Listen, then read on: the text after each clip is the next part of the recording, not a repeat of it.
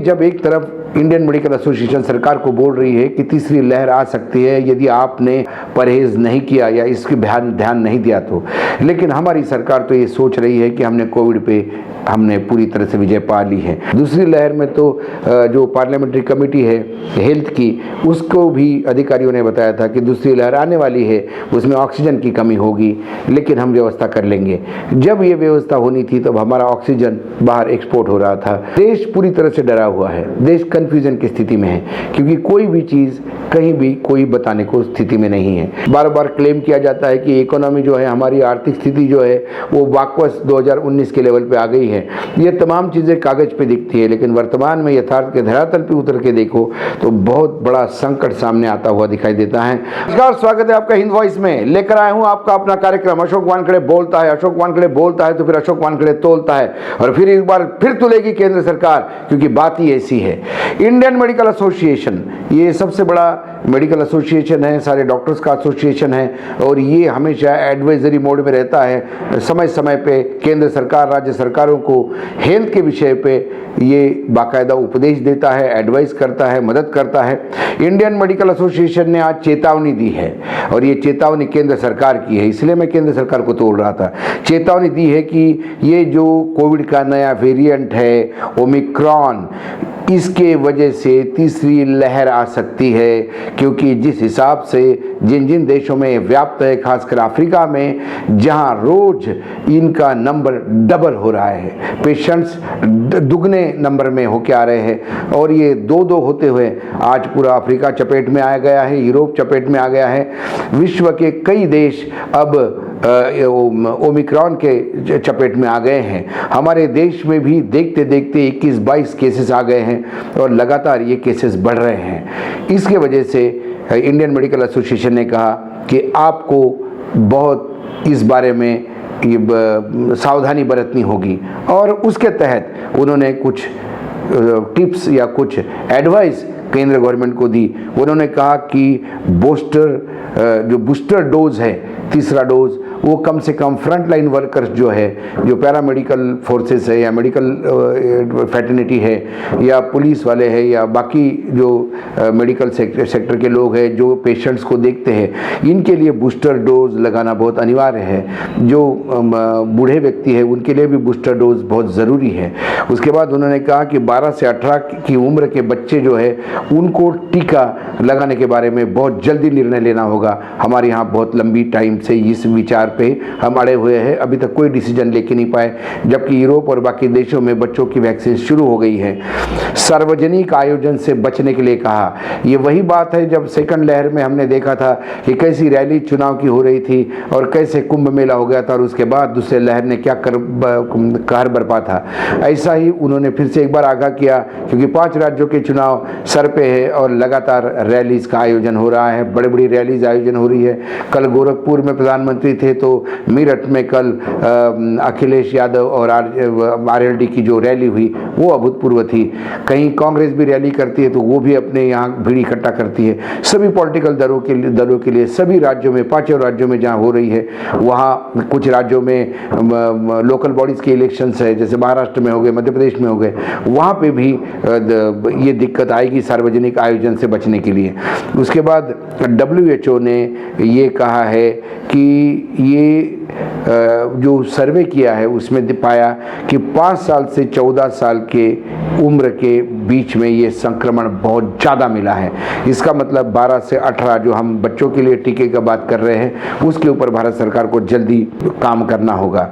लेकिन दूसरी ओर क्या हो रहा है, ये जब एक तरफ इंडियन मेडिकल एसोसिएशन सरकार को बोल रही है कि तीसरी लहर आ सकती है यदि आपने परहेज नहीं किया या इसके ध्यान नहीं दिया तो, लेकिन हमारी सरकार तो ये सोच रही है कि हमने कोविड पे हमने पूरी तरह से विजय पा ली है। ट्रेनों में अब अनरिजर्व्ड बोगीज भी लगना शुरू हो गई है, जैसा का अनाउंसमेंट हुआ है। इसका मतलब वहाँ कोई अब मास्किंग या सोशल डिस्टेंसिंग का मायना नहीं रहेगा। ट्रेनों में जो खाना बंद था वो खाना भी शुरू हुआ है। वही हालत प्लेन्स में है। एरोप्लेन में जो PPE किट जो अनिवार्य थी जो स्टाफ के लिए, वो भी अब ख़त्म हो गई है। बीच की सीट के लिए जो अनिवार्य था PPE किट, वो भी ख़त्म हो गई है। एयरपोर्ट पे यदि आपने मंजर देखा तो मानो कोविड है ही नहीं या कोविड को भी था ही नहीं, ना सोशल डिस्टेंसिंग का भान है। क्योंकि हमारे यहाँ लोग ज़्यादा हो गए हैं और एयरपोर्ट की स्पेस कम हो रही है। जो विदेशों से फ़्लाइटें आ रही है, वो फ़्लाइटों को जो RT-PCR जो किया जा रहा है, उसका यदि आपने फ़ोटोग्राफ देखा तो आपको ये समझ में नहीं आता कि उतने में यदि एक भी आदमी ओमिक्रॉन का होगा तो उसके बाद वो पूरे के पूरे लोग इन्फेक्ट हो सकते हैं और एक बहुत बड़ा विस्फोट हो सकता है संक्रमण का। इसके बारे में कोई ध्यान नहीं दे रहे हैं, क्योंकि जो भी बाहर से आ रहे हैं उनके लिए जो अलग अलग एयरपोर्ट से जो अलग अलग कहानियाँ आ रही हैं वो समझ के परे हैं। कई जगह तो लोग भाग गए हैं, लोग ट्रेस ही नहीं हो पा रहे हैं कि जो विदेश से आए वो कहाँ गए हैं। टूरिज़्म शुरू हुआ है, हमारे यहाँ टूरिज़्म फुल फ्लेज शुरू हो गया है और आज ही आंकड़ा आ गया है कि जम्मू कश्मीर में ऐसी स्थिति में भी 1,27,000 लोग जम्मू कश्मीर, श्रीनगर और जम्मू कश्मीर के एरिया में विजिट करके आए हैं, जो 7 साल में सबसे बड़ा आंकड़ा बताया जाता है। स्कूल कॉलेजेस शुरू हुए हैं, रैलियाँ शुरू हुई है और उसके बाद सबसे ज़्यादा जो तकलीफ का मामला जो होता है, जो मुझे बार बार मैं इसलिए कह रहा हूँ कि ये सेकेंड लहर में भी हमने ये गलतियाँ की, ये गलतियाँ रिपीट होती दिखाई देती है। सीरम इंडिया ने एक नया स्टेटमेंट इशू किया। उनने कहा कि हमने हमारा जो टीके का प्रोडक्शन है वो उत्पादन अब हमने 50% कर दिया है, क्योंकि आने वाले के लिए हमारे पास वो नहीं है, ऑर्डर नहीं है। देश में टीकाकरण की स्थिति क्या है? हमारे देश में दीदी 2011 का हम जनगणना के हिसाब से देश में 129.51 करोड़ लोग हैं। इसका मतलब 129 करोड़ 51 लाख लोग हमारे देश में हैं। उनमें से पहला डोज जो है वो 80 करोड़ 26 लाख लोगों को हुआ। इसका मतलब 61.97%, मतलब 62% की तरफ पहला डोज हुआ है। दूसरा डोज 48 करोड़ 49 लाख को, यानी 48 करोड़ 49 लाख लोगों को मिला है। इसका यदि हम परसेंटेज देखा जाए तो अभी वो 37-38% के आसपास बैठता है। अभी हमको करने की और ज़रूरत है, लेकिन समझ में नहीं आता कि हम हमेशा जब भी हमारे यहाँ ऐसी एडवाइजरीज आती है, दूसरी लहर में भी ये बार बार बोला गया था। दूसरी लहर में तो जो पार्लियामेंट्री कमेटी है हेल्थ की, उसको भी अधिकारियों ने बताया था कि दूसरी लहर आने वाली है, उसमें ऑक्सीजन की कमी होगी, लेकिन हम व्यवस्था कर लेंगे। जब ये व्यवस्था होनी थी तब हमारा ऑक्सीजन बाहर एक्सपोर्ट हो रहा था, हमारे यहाँ ऑक्सीजन की व्यवस्था नहीं थी। और दूसरी लहर में हमने देखा कि मौत का तांडव कैसा हुआ है। देश पूरी तरह से डरा हुआ है, देश कन्फ्यूजन की स्थिति में है, क्योंकि कोई भी चीज़ कहीं भी कोई बताने को स्थिति में नहीं है। कुछ राज्यों में ये एडवाइजरी दी है कि आप शादी के लिए अब लोग कम करो, और या मैयत में भी किसी को जाना है तो उसका भी एक आंकड़ा क्वांटम किया हुआ है। एडवाइजरी जारी हो रही है, लेकिन उसमें इम्प्लीमेंटेशन नहीं हो रहा है। केंद्र सरकार आंख बंद करके बैठी हुई है। एक तरफ एक्सपर्ट्स अपना एडवाइस दे रहे हैं, दूसरी तरफ जो ओमिक्रॉन उसका कहर दिन ब दिन बढ़ता जा रहा है, केसेस बढ़ते जा रहे हैं। ये बात एक अच्छी है कि ओमिक्रॉन के संक्रमण से अभी तक कोई मौत सामने नहीं आई, विश्व के स्तर पे भी मौतें नहीं के बराबर है। ऐसे में इसकी मौत नहीं होगी ये बात तो है, लेकिन जो ओमिक्रॉन के जो कैरेक्टर्स बताए जाते हैं वो बताए जाते हैं कि वो कई बार आपके बॉडी का इम्यून है उसको भी बाईपास करते हैं। कई डॉक्टर्स के कई वर्जन्स आए हैं, लेकिन सरकार की तरफ से कोई एक पुख्ता वर्जन नहीं सामने आया जिस पे विश्वास करके लोग काम करें।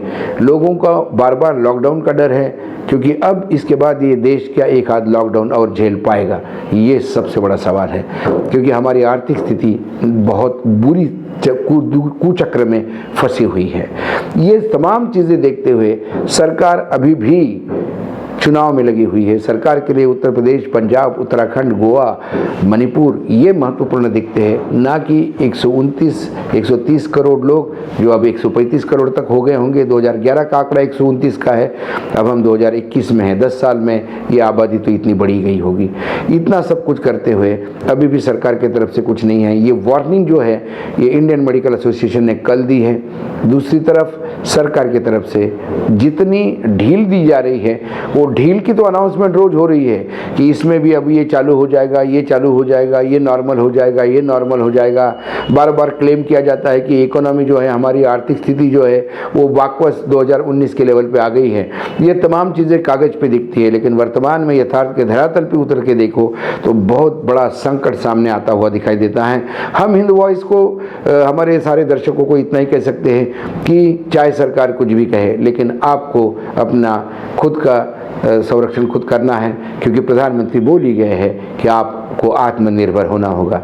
आत्मनिर्भर कैसे हुए? सैनिटाइजेशन का यूज़ करिएगा, मास्क ज़रूर पहनिएगा और सोशल डिस्टेंसिंग का ध्यान रखिएगा। अवॉइड कीजिएगा बाहर का खाना, अवॉइड कीजिएगा बाहर किसी बड़े आयोजन में जाना, क्योंकि यही चीज़ें आपको बचा सकती है।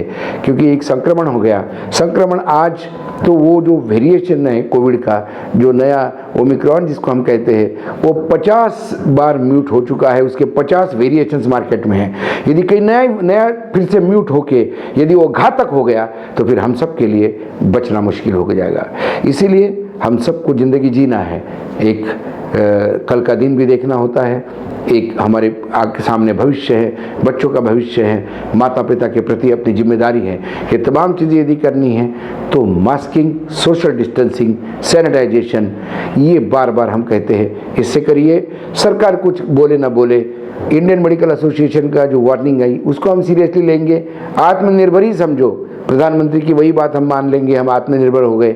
लेकिन सरकार की तरफ से अभी सरकार कुछ करती हुई दिखाई नहीं दे रही है, सिर्फ सर्कुलर जारी कर रही है राज्यों को, और राज्य अपने हिसाब से निपटने का प्रयास कर रहे हैं, जो उनके हाथ में कम ही दिखता है। आज इतना ही, फिर आऊँगा किसी विषय के साथ, तब तक आप देखते रहिएगा हिंद वॉइस।